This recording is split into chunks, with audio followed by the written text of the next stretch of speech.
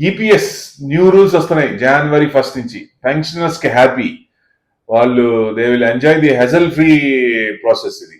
ఎందుకంటే ఒక చోటకి వెళ్ళాలి, ఆ బ్యాంక్ వెళ్ళాలి, ఆ బ్యాంక్ లోనే మళ్ళీ వెరిఫికేషన్ చేసుకోవాలి, ఇవన్నీ ఉంటాయి.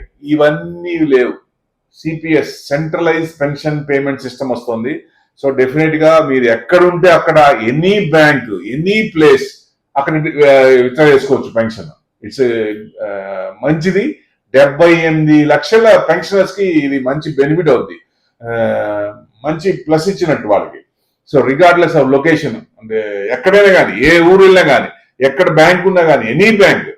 So it's very good positive news for pensions అనుకోవచ్చు. అంటే ఇమీడియట్ పెన్షన్ క్రెడిట్ పడుతుంది, ప్లస్ బ్రాంచ్ విజిట్స్ చేయాల్సిన పని లేదు వెరిఫికేషన్ కోసం.